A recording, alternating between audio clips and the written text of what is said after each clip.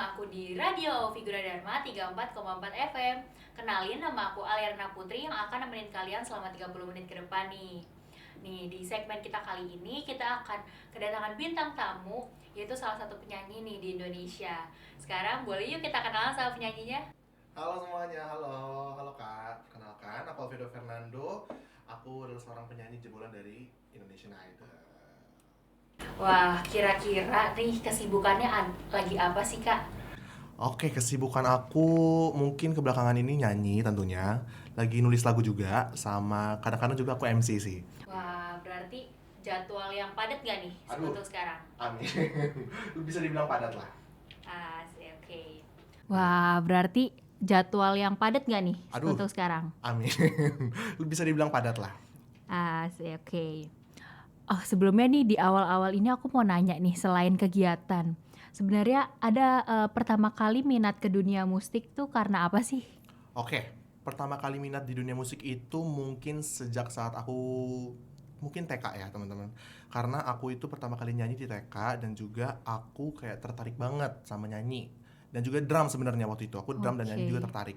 Tapi orang tua aku lebih mengarahkan aku ke nyanyi. Oh, Jadi mulai saat itu aku mulai tertarik ke dunia musik dan mulai belajar nyanyi gitu. oke. Terus kalau misalnya untuk perjalanan awal masuk ke dunia musik itu karena apa? Maksudnya kayak yang kayak awalnya kan kamu dari TK ya? Benar ya? Terus tiba-tiba mungkin kamu mengikuti lomba kah pas Oh kecil, iya, pas pasti, TK pasti. gitu kan, dari kecil udah diikutin lomba sampai akhirnya di sekarang kamu sampai kemarin masuk ke jebolan Indonesian Idol.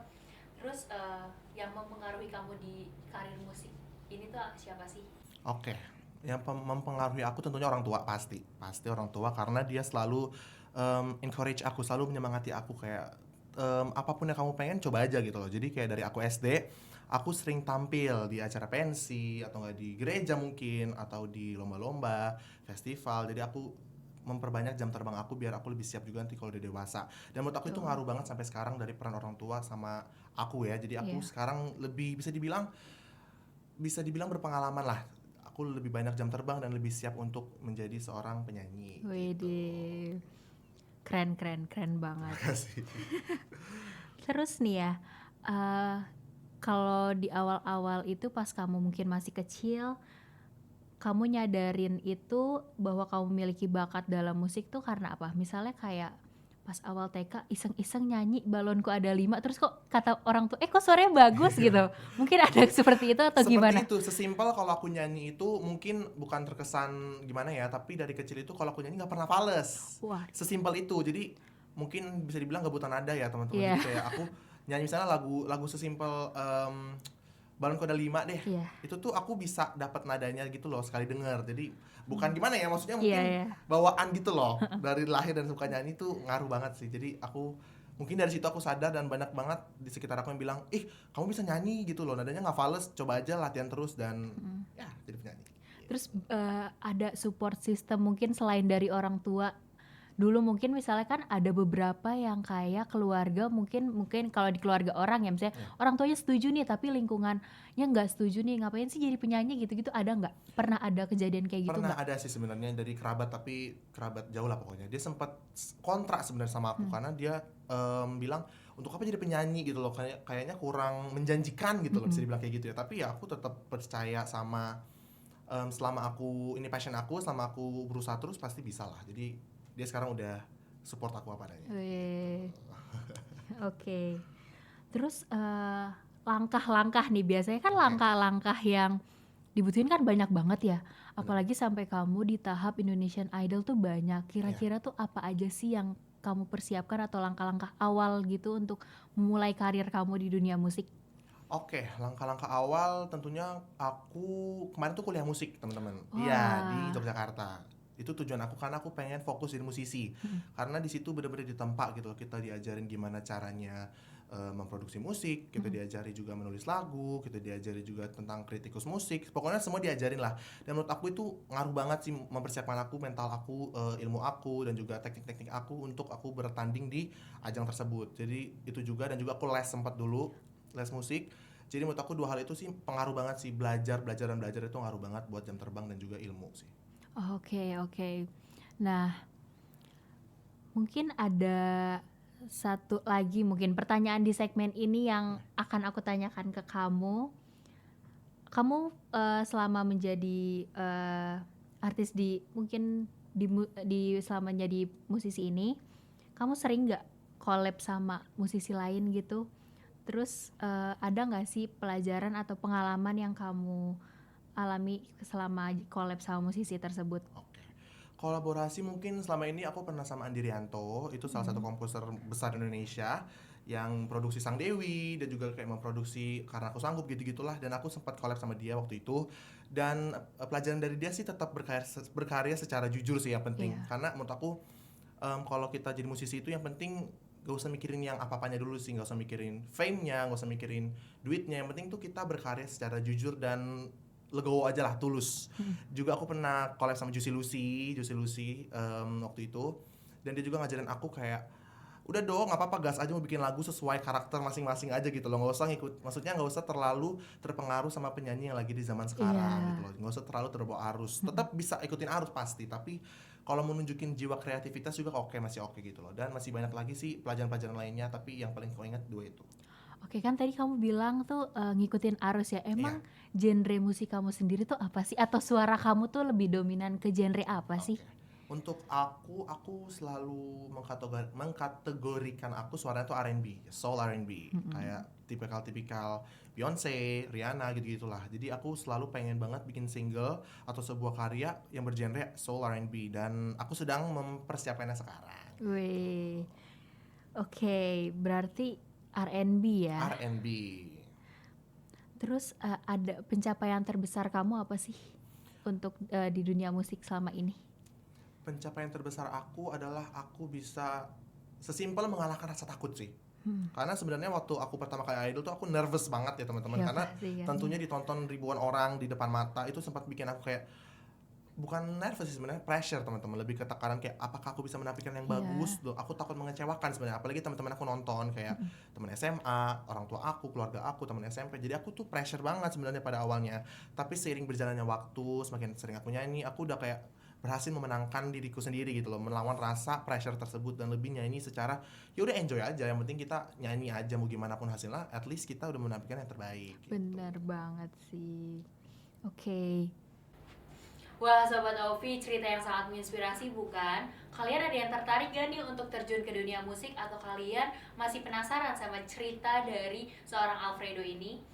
Jadi buat kalian, jangan kemana-mana, tetap terus di Radio Ovi Gunadarma 34,4 FM. Tapi kalian jangan sedih, karena abis ini kita bakal puterin satu lagu yang lagi tren di minggu ini. Jadi jangan kemana-mana, tetap di Radio Ovi Gunadarma 34,4 FM.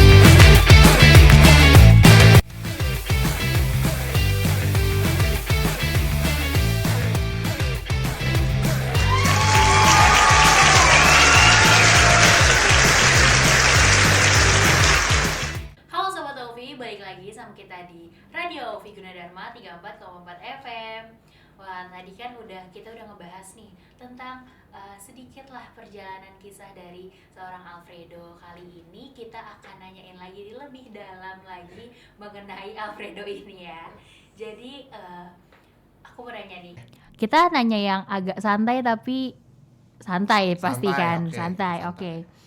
Oke, untuk pertanyaan pertama aku mau nanya, siapa sih inspirasi artis atau musisi di industri musik kamu?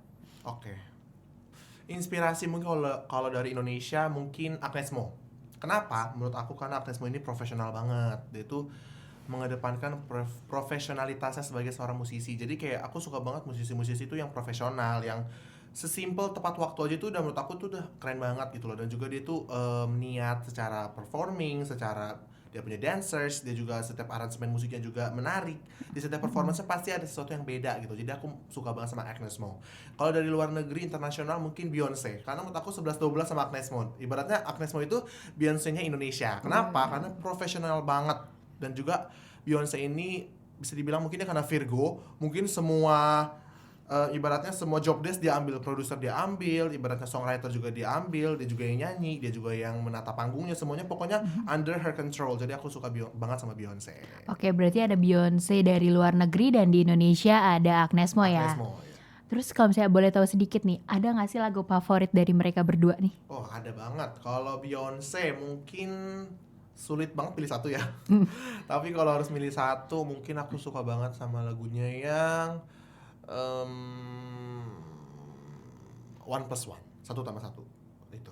Kalau Agnes Mo, aku suka banget sama yang judulnya ini, Rapuh. Oh, lagu sedih banget, lagu zaman dulu, Rapuh sama One Plus One. Oh, One Plus One. Oke, mungkin itu bisa menjadi referensi musik baru nih untuk Sobat Aufi yang belum pernah dengerin. Kalian ya, teman-teman. Bener banget. Terus yang kedua nih ada pertanyaan yang akan aku sampaikan ke kamu itu, pengalaman pertama kamu tampil di depan umum, gimana sih perasaannya? Oke, pengalaman pertama banget ya, kalau dibilang pertama banget berarti waktu aku tampil tuh di SD. Di pensi, waktu itu kelas 4 kalau nggak salah, aku nyanyi sama temen aku, dia main gitar, aku nyanyi. Kita nyanyi lagu John Legend All of Me. Perasaannya nervous banget, nervous parah. Walaupun yang nonton sih nggak nyampe 20 orang juga nggak nyampe ya, karena kan pensi juga nggak ya, SD pensi siapa yang mau nonton lah ya. Jadi kayak aku nyanyi ya udah asal nyanyi aja, yang penting nyanyi gitu loh. Karena penting gak dimarahin mama, gak dimarahin orang tua. Karena kan udah latihan, udah dipilih guru, kamu nyanyi ya, nggak mungkin dong aku nyanyi yang ngasal-ngasal. Jadi kayak ya udahlah, kita yang penting nyanyi sebisa kita, asal nyanyi aja. Tapi di situ menyadarkan aku bahwa ternyata aku keren juga ya, gitu loh. Bisa dibilang kayak gitu loh. Karena bisa dibilang penonton yang awalnya fokus lagi jajan ini, lagi jajan itu, mereka tiba-tiba pas aku nyanyi langsung mengalihkan matanya ke saya. Center. Wih, berarti saya lumayan menarik perhatian gitu loh. Sesimpel itu, dan itu menurut aku masuk banget di core memory hidup aku sih. Terus pas kalau yang tadi yang di segmen pertama kita yang kau bilang itu yang tentang kau pertama kali nervous di Idol panggung. Nah itu perasaannya apakah sama? Perasaannya sama, tapi jauh lebih deg-degan lagi, jauh banget lebih nervous. Tapi pada saat bersamaan aku juga lebih excited, semangat. Kenapa?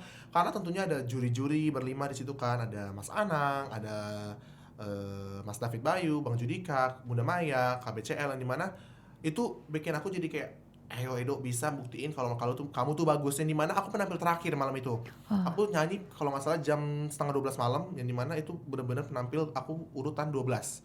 Dari 12 peserta aku tampil terakhir. Pressure-nya ada banget dong, dimana peserta sebelum-sebelumnya tuh bagus-bagus, dapat pujian. Aku tuh terpacu juga kayak harus bisa lebih bagus lagi. Kalau bisa penutup tuh harus sempurna gitu loh. Harus yang paling manis, ibaratnya kalau dessert kan manis ya, makanan penutup. Jadi kalau bisa aku harus jadi manis, dan puji Tuhannya aku satu-satunya peserta yang dapat 5 standing ovation pada malam itu, 5-5-nya berdiri, dan itu menurut aku salah satu momen paling berharga di hidup aku sih. Itu kamu nyanyi lagu apa sih pada saat itu? Aku nyanyi lagunya Lizzo, 'Cause I Love You, dan itu menurut aku lagu nggak lama sih, lagu favorit aku sih. Jadi aku pede juga sih bawa lagu itu, jadi kayak pressure-nya ada tapi excited juga yang bersama, jadi seru banget gitu. Seru banget ya. Oke, mungkin ada nih yang aku mau tanyain lagi. Yang kamu lakuin untuk tetap termotivasi dan menghindari burnout kamu dalam karir musik, kayak misalnya kamu lagi aduh capek nih latihan terus, atau itu kamu gimana sih, atau me time ngapain sih?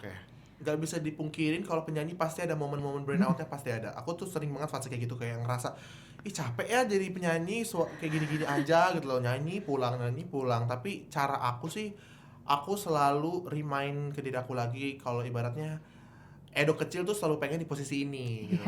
Dari kecil aku mimpi pengen jadi penyanyi yang dikenal sama masyarakat, dan aku udah di titik ini. Jadi mau gak mau aku harus tetap push myself to the limit gitu loh. Kalau aku bisa, selagi aku bisa, aku tetap menampilkan yang terbaik. Aku kalau bisa nggak merasa capek ya aku tetap lanjutin aja. Tapi kalau capek tentunya istirahat pasti. Tapi kalau bisa ya mau apapun masalahnya, mau apapun strugglesnya, tetap face it aja sih. Karena ini mimpi aku, jadi aku harus tetap berusaha keras untuk mencapai mimpi itu biar lebih tinggi lagi. Berarti motivasi kamu itu Edo kecil ya? Edo kecil, iya. Karena pengen banget dari kecil tuh nonton Idol kan di TV. Pengen gitu loh, pengen deh masuk Indonesian Idol gitu loh. Dan perjalanannya gak gampang gitu sampai sini. Jadi ibaratnya setelah yang udah aku laluin sepanjang ini nggak mungkin aku nyerah gitu loh. After all that I've been through, aku nggak mau sampai titik ini aja. Aku pengen improve terus gitu. Wah, keren banget nih Kak Edo. Terus yang ini nih, bagaimana nih cara pendengar kamu atau fans-fans kamu untuk mendukung kamu dan musik kamu di yang sekarang ini? Oke, kalau menurut aku cara yang paling terbaik sih tentunya dengan membantu streaming, pasti membantu mensupport di sosial media. Karena kan zaman sekarang itu di sosmed itu lebih melebar ya, lebih Iya. cepat meluasnya gitu loh. Mungkin dengan cara support secara mungkin sesimpel komen-komen aja Iya. itu udah sangat amat berarti sih. Aku nggak muluk-muluk minta dikasih kado apa-apa, enggak lah. Aku nggak muluk-muluk kayak gitu. Yang penting support aku terus, support karya aku, support perjalanan aku, dan juga tetap support. Pokoknya percayalah kalau aku selalu berusaha yang terbaik buat kalian semuanya. Jadi support aku juga dan aku akan terus support kalian juga gitu. Waduh, tuh gitu fansnya Kak Edo, dengerin. Nah, sayangnya di segmen 2 ini udah mau habis nih Sobat Aufi. Tapi tenang aja, di segmen 3 kita akan ngebahas lagi lebih dalam perjalanan seorang kisah Alfredo. Jadi tetap di Radio Aufi Gunadarma 34,4 FM.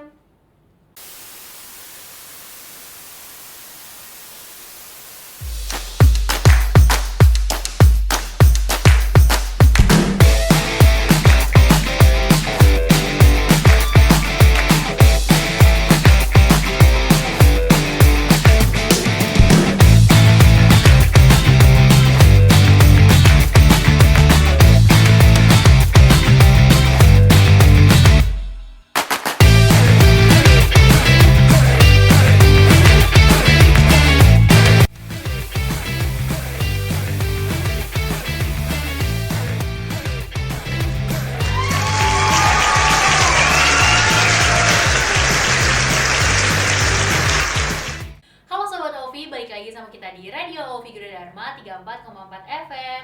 Nah, di segmen terakhir ini kita bakal ngebahas lebih serius lagi nih tentang pengalaman atau perjalanan hidup dari seorang Alfredo. Dan gak lupa juga di akhir segmen ini bakal ada special performer dari Edonya sendiri nih. Oke, Kak Edo, kita bakal lanjut lagi nih ke pertanyaan-pertanyaan yang lebih intimate sebenarnya. Oke, pertanyaan pertama yang sekarang yang mau aku tanyain itu karena kan di podcast ini tuh kita ada sedikit bau-bau pendidikan ya. Mungkin aku mau nanya tentang pendidikan nih. Gimana caranya Kak Edo menjaga keseimbangan antara pendidikan dan juga karir musiknya? Oke. Menurut aku pendidikan dan karir musik aku tuh sebenarnya berkesinambungan ya, karena sama-sama musik ya, intinya kan gitu sama. Tapi cara aku mungkin pada saat itu kan aku juga reguler pada saat aku kuliah. Aku tuh cara time management aku tentunya aku tetap fokus ke pendidikan tentunya. Itu nomor satu tentunya buat aku, pendidikan itu yang terutama, prioritas aku tuh pendidikan. Jadi kalau aku lagi ada misalnya nyanyi keluar kota atau apa-apa, aku misalnya aku izin pasti dong, nggak mungkin dong aku Iya. bolos, nggak mungkin. Terus juga pastinya aku kalau ada, dan aku menerapkan semua pelajaran yang aku pelajarin di kampus itu ke penampilan aku gitu. Tentunya kan aku mayornya vokal, aku tuh di kampus belajar tentang gimana cara performing, gimana caranya untuk bisa menampilkan penampilan yang secara utuh, vokalnya, stage performance-nya, mimik mukanya, feeling lagunya. Jadi aku terapin juga seluruh pelajaran tersebut di karir aku. Begitu juga sebaliknya, di karir juga aku menerapkan attitude itu di kampus aku. Dimana diwajibkan kalau lagi karir itu di industri musik ya, tentunya kita tuh harus punya attitude yang bisa dibilang tuh harus punya attitude nomor satunya bagus banget gitu loh. Karena kita tuh harus bisa menghargai krunya, menghargai player sessionnya, menghargai semuanya lah. Dan itu aku terapkan juga di pendidikan aku, tentunya menghargai dosen, menghargai mahasiswa-mahasiswi lain. Pokoknya aku terapin yang ada di karir aku, terapin juga ke pendidikan aku. Kurang lebih kayak gitu sih. Oke. Berkesinambungan lah. Oke, berarti Kak Edo itu ambil jurusan apa? Musik juga ya? Musikologi Di di Institut Seni Indonesia Yogyakarta. Musikologi itu jatuhnya kayak ilmu yang mempelajari tentang musik gitu loh. Jadi kayak kita menganalisis musik, mengkritik musik, pokoknya kayak mengkaji musik lah, kurang lebih seperti itu. Oke, oke, oke. Oke, mungkin di pertanyaan berikutnya ini agak lebih intimate lagi nih. Oke. Selama Kak Edo pengalaman sebagai seorang musisi atau di industri ini tuh apa sih titik terendahnya? Pastinya ada banget ya titik terendah itu waktu itu tepat 2 hari sebelum aku memulai karantina Indonesian Idol, itu pada tanggal 25 November, yang dimana aku karantina 27. Itu tepat pada 25 tersebut aku dikabarin kalau papa aku meninggal dunia. Aku tuh sempat shock kan, kayak waduh, kayak 2 hari lagi aku udah mulai karantina tapi dikabarin yang dimana kabarnya lumayan mengejutkan, shocking lah buat aku, lumayan kaget lah. Siapa sih nggak kaget waktu itu meninggal? Kaget dong, aku kaget. Aku keadaannya lagi di Jogja tuh hari itu. Akhirnya aku langsung pesen tiket pulang. Terus hari itu juga aku ke Jakarta, ke Bekasi, Bekasi. Aku sempat kepikiran kayak gini, apa aku mundur aja ya dari Indonesian Idol? Karena kan ibaratnya jaraknya tuh mepet banget gitu loh. Belum lagi penguburannya, belum lagi ibadah penghiburannya kalau di Kristen kayak gitu ya. Itu lumayan padat lah. Tapi aku mikir-mikir, aku sempat udah bilang ke krunya, Kak, apakah aku bisa pindah hari atau aku mundurin diri aja ya gimana. Tapi krunya tuh yang aku bersyukur, nama krunya tuh Kak Okto, halo Kak Okto, dia tuh support aku banget, kayak turut berduka cita ya Edo, tapi kita tetap menunggu kehadiran kamu gitu loh, karena kamu ibaratnya talentnya tuh ya kita cari-cari banget gitu lah, kurang lebih kayak gitu. Dan aku termotivasi, dan juga mama aku bilang, ya nggak apa-apa Do, ini kan mimpi kamu, ini kan udah kamu impi-impikan selama aku hidup 18 tahun, pada saat itu aku 18 tahun. Dan aku berpikir keras apakah aku maju atau enggak. Akhirnya aku terus maju, tapi dengan niat aku nggak boleh setengah-setengah gitu lah. Aku nggak boleh setengah-setengah, karena udah banyak banget nih aku korbankan loh untuk Indonesian Idol. Udah banyak banget aku mengorbankan kuliah aku kan cuti waktu itu kan. Aku mengorbankan keluarga aku, yang mana aku tinggalin keluarga aku pada saat berduka. Banyak banget yang udah aku tinggalkan. Jadi aku berprinsip harus nggak boleh setengah-setengah, harus totalitas. Dan itu terbukti kalau aku bisa sampai, waktu itu aku 11 besar, dan aku bersyukur banget bisa sampai 11 besar, dan aku nggak mungkin bisa bertahan sampai sini tanpa dukungan orang-orang sekitar aku gitu. Nah, berarti ini ya, peran ayah pada saat itu mungkin, apalagi kayak Edo seorang lelaki yang mungkin membutuhkan banget peran ayah, apalagi di pada saat langkah-langkah untuk masuk ke idol ini baru loh, ini baru masuk loh. Iya. Ini mana tujuan aku pengen bikin sebenarnya mereka bangga gitu loh. Pengen nunjukin kok aku bisa nih masuk Indonesian Idol, tapi malah diterpa berita ya berpulang gitu ya. Tapi nggak apa-apa gitu loh. Aku ngerasa kayak ya udah, mungkin udah saatnya dipanggil, udah saatnya biar nggak sakit lagi gitu loh. Jadi kayak udah hidup enak aja di atas sana. Jadi kayak it's okay, aku tetap menjalani kehidupan aku, tapi kalau bisa I wanna make him proud gitu. Iya, benar. Oke. Nah, kayaknya nih ya, ini kita udahin dulu deh cerita-cerita sedih tadi. Iya, sampai dia nangis itu. Jadi kita akan mengasih satu pertanyaan ke Kak Edo nih. Atau jangan kasih pertanyaan deh, pesan aja. Pesan untuk para pendengar podcast ini ataupun fans-fans Kak Edo, terutama mereka yang memiliki minat untuk di dunia musik ini. Gimana tuh pesan-pesannya? Oke, buat kalian semuanya yang lagi mendengarkan atau menonton video ini, aku mau bilang kalau berkaryalah secara jujur, itu udah pasti, secara tulus. Kalau kita berkarya secara tulus, tentunya kita nggak ada tekanan, nggak ada pressure, nothing menjadi beban kita. Jadi kayak kita harus banget berkarya secara jujur, dan harus berkarya tentunya ya, karena kita musisi ataupun seniman itu yang dinilai karyanya, bukan dramanya atau gimmicknya kayak gitu ya. Jadi kita harus banget berkarya, dikenalkan personal kita yang luar biasa, dan pokoknya terus maju, jangan pernah berhenti, ikutin aja alurnya. Pasti kalau waktu sukses kita akan sukses gitu. Jadi jangan takut apapun, industri musik tidak semenyeramkan itu. Industri musik juga bisa dibawa ke arah fun, jadi just let it flow. Oke.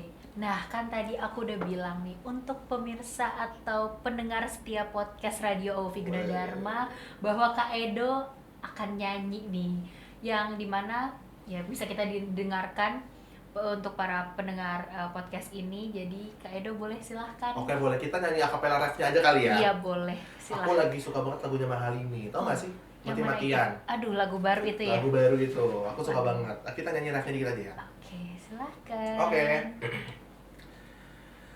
Mati-matian ku membelamu di depan mereka, walau sakit tetap ku percaya kau beda dari lainnya. Habis-habisan ku dibohongi, sayang ini tetap sama. Tuhan, ini cinta atau bodoh? Udah nangis. Gak ada yang nangis. Oke. Wow. Jadi gimana nih para penonton setiap podcast, gimana suaranya Kak Edo? Apakah menunggu? Apakah Edo mau buat lagu baru? Tentunya akan secepatnya segera ya. Segera. Rilis. Oke, jadi kalian tungguin aja nih lagu baru dari Kak Edo. Wes. Pastinya kalian nungguin banget dong. Pasti. Kalau aku sih nungguin banget loh. Oke. Oke. Denger ya nanti kalau rilis Iya, ya. kita harus streaming. Harus streaming cover ya. Jadi gimana? Boleh kita buktikan? Oke. Boleh. Jadi segitu aja untuk podcast kita kali ini, dan terima kasih juga untuk Kak Alfredo yang udah datang ke Radio Ovi Gunadarma. Radio Ovi Gunadarma. Thanks for having me loh. Ya, sama-sama, dan thank you guys for watching this podcast. See you on the next episode. Bye bye.